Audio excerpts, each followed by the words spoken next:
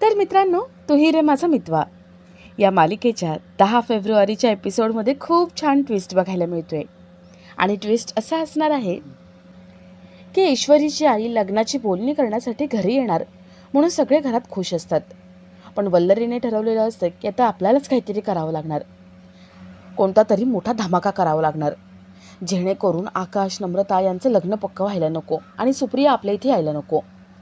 वल्लरी ईश्वरीकडे येते.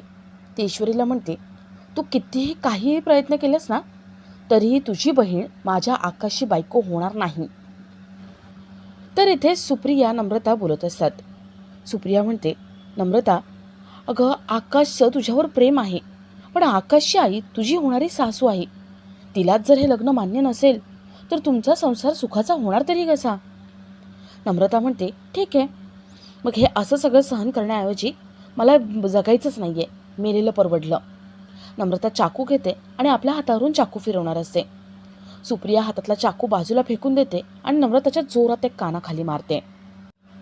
सुप्रिया ईश्वरीला फोन लावते आणि ईश्वरी आईशी बोलून झाल्यावर सगळ्यांना सांगते की आईचा फोन आला होता. आईने सांगितले, जोपर्यंत या घरातले सगळे मान्य होत नाही लग्नासाठी तोपर्यंत माझ्याही लग्नाला होकार देणार नाही. सगळ्यांनाच आकाश नम्रता यांच्या लग्नाचं टेन्शन येतं.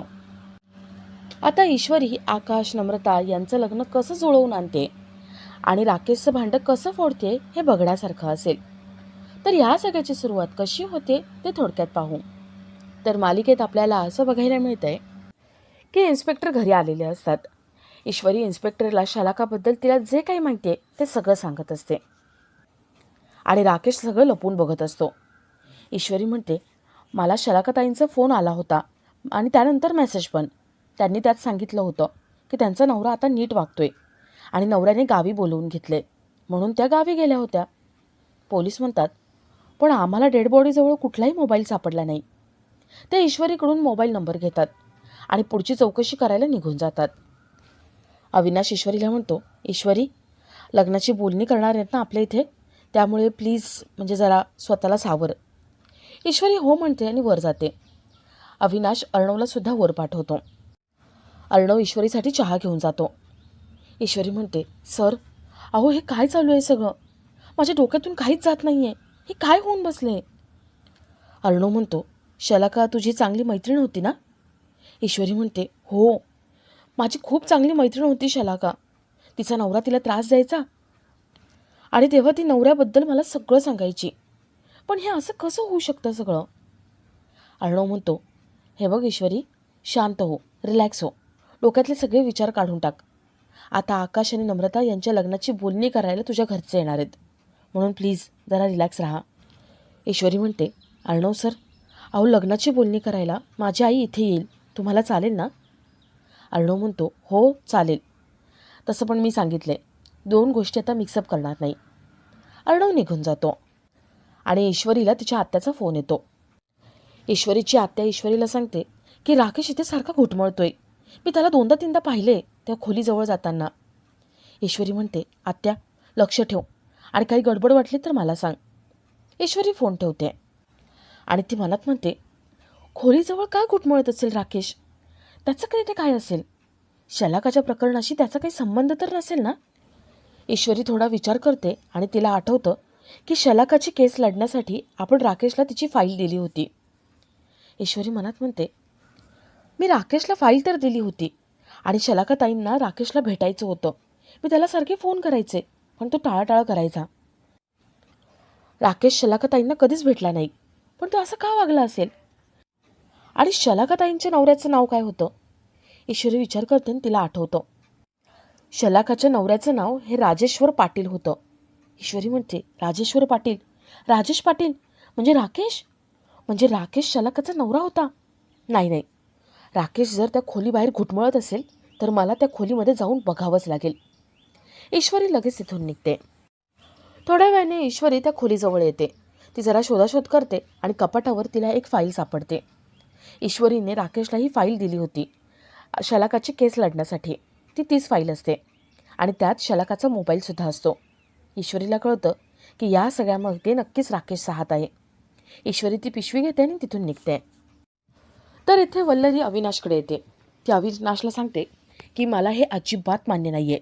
ती नम्रता आकाशची बायको म्हणून इथे येणारच नाही. काहीही झालं तरी हा प्रोग्राम तुम्ही कॅन्सल करायचा आहे. अविनाश काही वल्लरीला घाबरत नाही. अविनाश म्हणतो, हे बघा, मी तुला शेवटचं आणि स्पष्ट सांगतो, हे लग्न होणार म्हणजे होणारच. या लग्नासाठी माझी संमती आहे.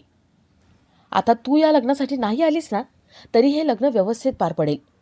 मी तुला सांगतोय, जे मी सहन केले ते मी माझ्या आकाशला सहन करू देणार नाही. माझ्या आकाशचं लग्न होणार तर ते नम्रतासोबतच. अविनाश तिथून निघून जातो. वल्लरी मनात म्हणते, नाही, आता ही लग्नाची बोलणी करण्यासाठी सुप्रिया इथे येईल. त्यानंतर सुप्रिया सारखी इथे येत राहील. मला काहीतरी केलंच पाहिजे. सुप्रियासमोर जाऊन चालणार नाही.